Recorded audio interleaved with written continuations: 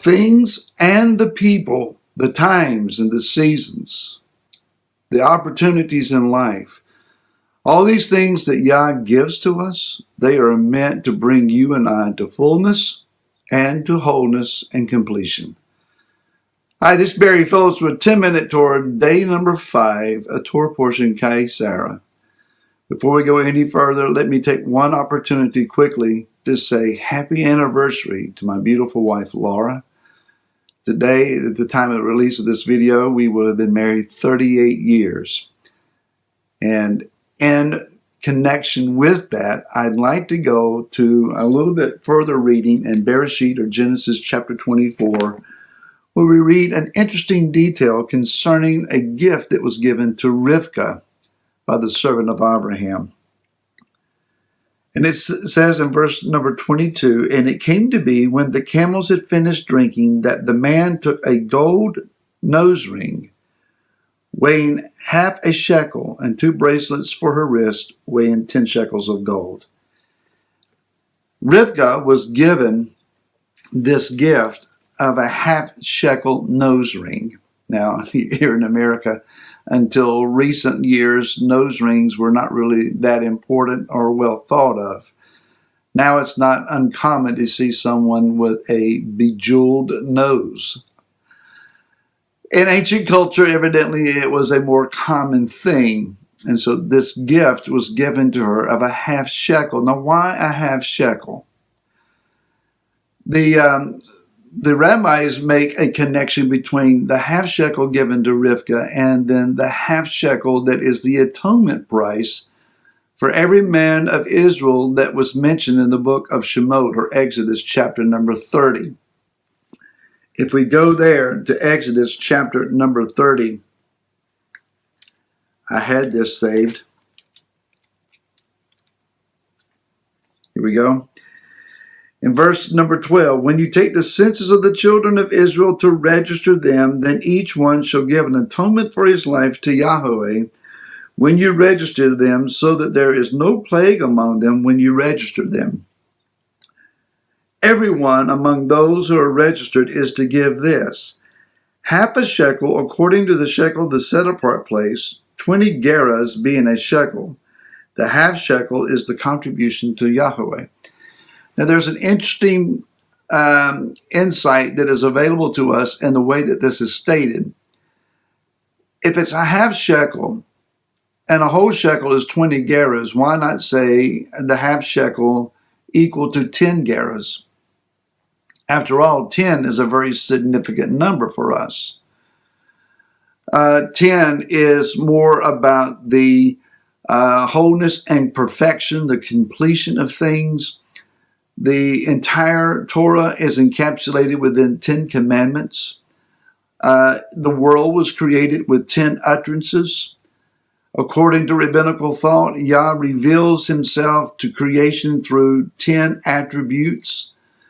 And the soul of man, formed in the image of Yah, is comprised of 10 powers, again, according to rabbinical thought. But instead of saying, you are to give 10 gerahs, a half shekel, it says that you are to give the half shekel when the whole shekel is 20 gerahs. It's avoiding the mention of 10. So exactly what's going on here, and why is this gift to Rivkah significant for us? It's about marriage. Again, the whole purpose of the servant going to Aram to find this bride for Yitzhak is to bring home the completion of Yitzhak. If two people approach marriage with the idea of 50-50, then each one is giving half. Well, that never really works out. Now, it's been commonly said that if each gives half, then 50 and 50 is 100%. But the reality is that a man and a woman, and I believe that marriage is reserved for a man and a woman, man and woman does not connote marriage. Each one is a whole person. They live an individual and significant life in and of themselves. The two people who are destined to meet, who are destined to fall in love and to become marriage partners together, they may not ever grow up close to one another. They may come from different cultures. They may have great variety of difference between themselves. But the reality is, according to rabbinical thought, and I happen to agree with this very wholeheartedly, is that the man and the woman are both the male and the female aspect of a same soul. Now, just hold with me. That Yah has created a soul that can only find its completion when each party find each other. So when Laura and I met in our middle teen years, up until then, I had no idea she even existed.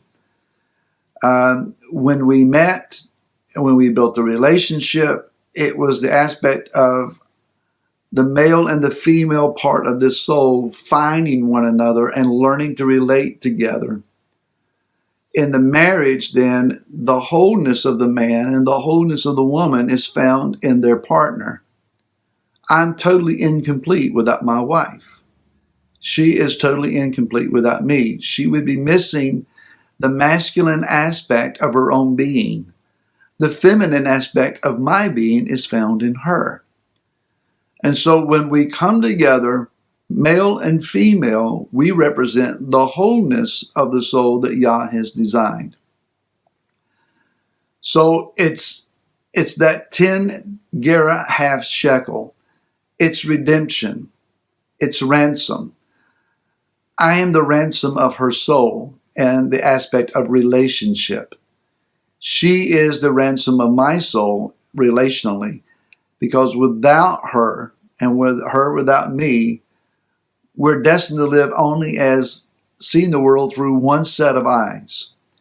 Now, it's common in our culture for men to belittle their wives, especially outside of their company. When men are among men, it's the old woman or the woman or some other disparaging version of reporting about her. Women do the same thing. Men don't know anything. They can't do anything. They don't know how to multitask. Men couldn't get along without us. And the reality is, no, we couldn't. And no, they couldn't without us. We are the completion of each other. In the body of Messiah, there needs to be this passionate development of boasting, encouraging, honoring, esteeming the marriage partner, your spouse. At House of David, where I teach, oftentimes I speak in a joking manner, in a lighthearted manner, concerning Laura and I's relationship. It's understood between us. It's lighthearted, and we both laugh, and we both enjoy the moment. But there is a line where I cannot cross that would be a means of cutting down and belittling. The reality is that when we speak disparagingly, critically of our marriage partner, even if we're speaking to them directly, we are cutting away the esteem and value of ourselves. If you want to feel better about yourself, build up your spouse. Honor them. Glorify the gift of Yah that has been given to you, and find wholeness and completion in them. Such is the body of Messiah to Messiah. We esteem the spiritual marriage partner that we have in Him. We exalt Him. We honor Him. We glorify Him, because He is the masculine representation of authority and power and unction and covering, provision that is given to the body. And then He esteems us. He lifts us up. He nurtures us. He cares for us. He honors us. And He seeks to be one with us. Shabbat Shalom. I hope you have found these Torah portions exciting, invigorating, and helpful. We'll see you again next week. Until then, shalom.